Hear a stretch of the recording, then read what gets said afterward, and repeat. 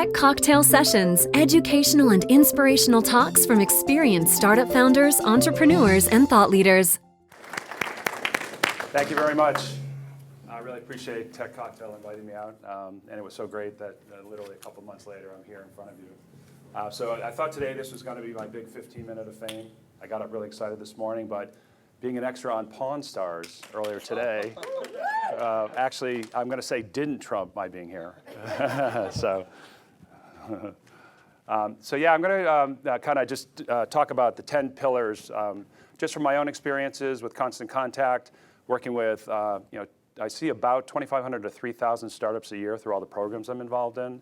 And also with Constant Contact, we work with over 600,000 small businesses. So I'm in front of the local and Main Street and all of the sort of businesses that have the vision in their eye for what they want to do. And so I've sort of packaged up these 10 pillars to just talk about things that I either hear where there's a little bit of a bottleneck and talking about kind of an idea and going from ideation to actually launching a product. So I'll sort of dive in and start with the first one being about sort of setting your business guardrails. Oftentimes we've got that big vision and that sparkle in our eye to think about doing just so many things to solve the problems for our target audience. And I think we just got to step back and think about what's our core. What's that one thing we're going to do that if we nail it, it's going to help us get those customers, make some money, hire more people, and really kind of just get that business going. And I think in the case of Constant Contact, when we started, I think yesterday was my 17th year anniversary. Longest tenured. When we did start, by the way, there were 3 of us in an attic, so I was one of those folks. We really, at the time there was, Amazon, big box retail, big marketing dollars, agencies, resources behind it, starting to nail that, marketing to folks through email marketing. And our original premise was how do we level the playing field for small businesses against them? And so starting as our core being email marketing and being to sort of B2C and retail, I always say, core is great, but there's a lot of adjacencies that you can find. And we quickly found a few, which was if we went B2B and we went to nonprofit, now we widen the net to 26 million small businesses and nonprofits with a minor tweak to our offering with just changing the templates with the type of communications you might send. And so it's really important to think about kind of staying focused on that core initially, and as opposed to thinking you can solve everything for everyone. And maybe someday you can, and we've certainly expanded beyond what we do with email to a whole toolkit of digital marketing, a suite of marketing tools in this digital marketing suite called Toolkit. And so you might switch lanes, you might have a bit of a pivot, that's fine. But if you try to do too much too early, you tend to get on a highway like that. So I think we want to just be careful and make sure we can avoid that. The second thing is test and invest. While you're working on your core and you're going out to market, there's still a lot of things you want to test to see if there's a way we message it or the way we communicate on our website, or as people come to us from different sources, the message we might put in front of them to think about, is there something that would resonate better? If we try some things, we might get better results. You can sort of test your way into it. And you find that just some minor tweaking into messaging and different things like it, simply by testing, you might find that there's a faster way to get to your customers or an easier way to maybe convert them.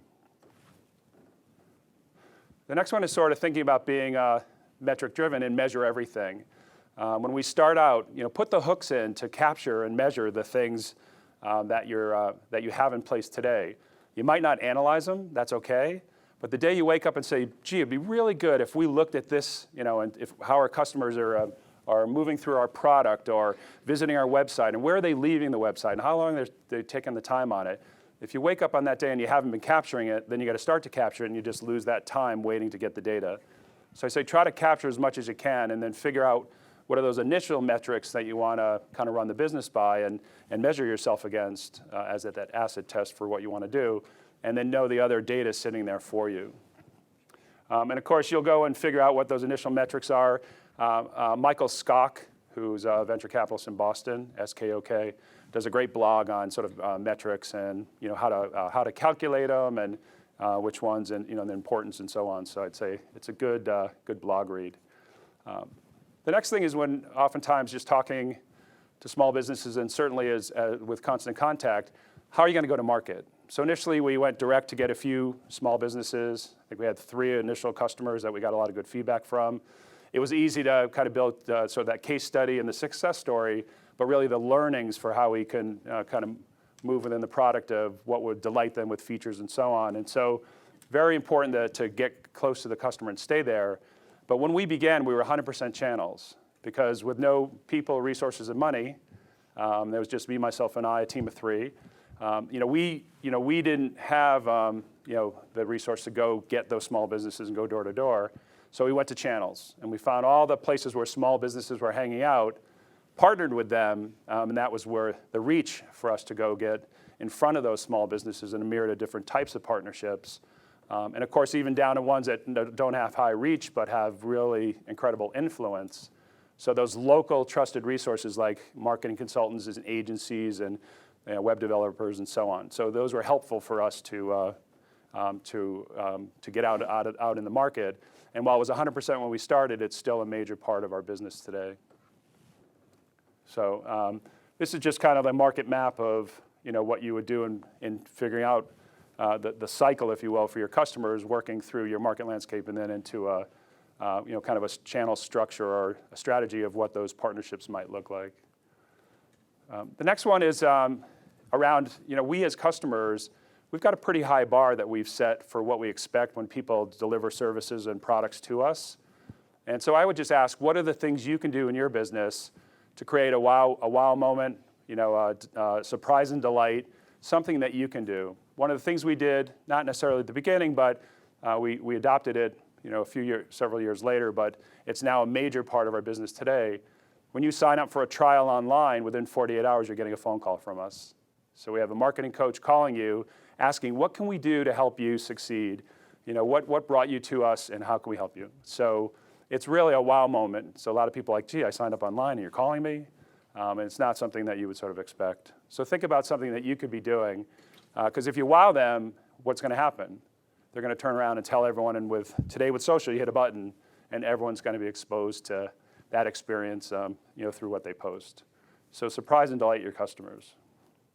And of course, this will be the next t-shirt, so you'll find that in stores everywhere. The next one is humanizing your voice and sort of finding the voice of your business. The great thing as small businesses, we have the ability to have some fun with that and to create what our voice is. Bigger businesses today have to kind of stay the line in terms of their marketing. Some are very creative. Zappos is a great local example of being really creative and kind of creating that voice and humanizing it. So it could be in your voice, your customer's voice, and even your employees, and just and have some fun with that. Especially on the social channels, you can be creative with it. But it's really helpful to let businesses get to know who you are, more so than who the business is itself. And of course, this is about perception. Look big, act big, become big. So if you professionalize a lot of the things you do even early on, in today's day and age, we're always communicating 147 characters on Twitter. You can't really say much. Can't get too creative with what you're doing. But if you can package things up, so if you're going to present stuff to your customers or possible partners, you can professionalize that. Put a PowerPoint together and really sort of explain the value prop of what you're doing, how you can help them, how you can help their customers, create a win-win-win for you, the partner, and the customer. And then what will happen is that you'll share that with them, and rather expecting them to take the telephone game and tell someone else about what you just talked about, they now have something really professional and branded to share with their peers who are possibly on that same decision committee. So it's just really important to think about ways you can professionalize what you're doing. And then again, the perception, that these guys really have their act together. And there's a lot of little things you can do to achieve that. And the other one I like to talk about is, effective immediately, we're all thought leaders, right? We are doing something different, unique to what's out there. That's why we're starting a business, right? We're going to be better at it than someone else. And what can you package up in terms of thought leadership, best practices, and be able to communicate those things out? Because that's what will resonate with customers, potential partners, anyone in the press, where we might have trends or things around those best practices to share. So it's really important to think about how can you get your voice out there. And a lot of your partners will want that content more so than promotional-based communications. Of course, the great one is the feedback is a gift, and thinking about all the ways to achieve it. It can be online, offline, formal, informal, but just getting the feedback from your customers, because it is a gift, whether it's good or bad. Because if they're telling you, even if it's bad, they care. If they don't say anything and they just go away and you lose them as a customer, you won't necessarily even really know why did they go unless you sort of even ask them in those instances. But there's a lot of learnings you can get out of just simply asking. And I like to say, formalize a cradle-to-rave strategy. Your customers start as a prospect, and then they become a customer. They go through different stages with you as customers, all the way to the one at the end, which is this raving fan, they're the ones who are always talking about you and telling everyone about you. And in fact, if something ever got posted negative, they're the first ones to defend you, even before you can get in there and comment back on that situation. And thinking about knowing that they are different, how can you maybe message and treat them and bucket them so you can do different things with them? So we oftentimes think of everyone as just customers, but you can class them and think about ways to reward them or even just thank them and just stay in touch. So those are the top 10. If we were Letterman, his staff would shut us off here. Hopefully I have a minute or two to just give you 2 that were just almost making the top 10. So the first one is creating wins that are large celebrating wins that are large and small. When we started, we had those 3 initial customers. It was the fall, so we took a foam core board, made a football field, and every yard was a customer. So we moved the football 1 yard for 1 customer, and we rang a bell and we celebrated. And we celebrated with everyone, because everyone in the company helped us get that customer. So we moved it up 1, 1, 1 to 100, then we did 10s, and then we did 100s, and then we had to move it online. But the great thing is, it was just a way to just sort of stop and celebrate, because we're always looking at something out there that we got to achieve to really have that moment of celebration, and every single day celebrate it, and find a way to find the heroes within the organization that are going the extra mile every day, and let the peers even talk about their peers saying of which ones are doing that. It doesn't have to be top down. And of course, today we do that. We've got screens all over that are just sharing metrics in every area so that everyone in the company is aware of how we're sort of succeeding and doing on a bunch of different metrics that we capture. And of course, the last one I'll leave with is have fun. We're so heads down busy, we tend to lose the fun factor. So at Constant Contact, we take Halloween very seriously. And so we have a competition. One of the categories is a costume that depicts what we do for business. So I'm going to throw up my costume, and you have to tell me what I am. Social butterfly. And I won. And I have a nice little trophy. And of course, continuing on the fun factor, so for fun, I'm a drummer. And actually, another highlight today was in a drum circle with several of the Tech Cocktail folks, and the mantis was firing away while we were drumming. We made music. We think we made music. Everyone walked away, but we made music. So I actually wrote a song, and we went in the studio and recorded it. We went up on my roof in Boston, and we did a music video.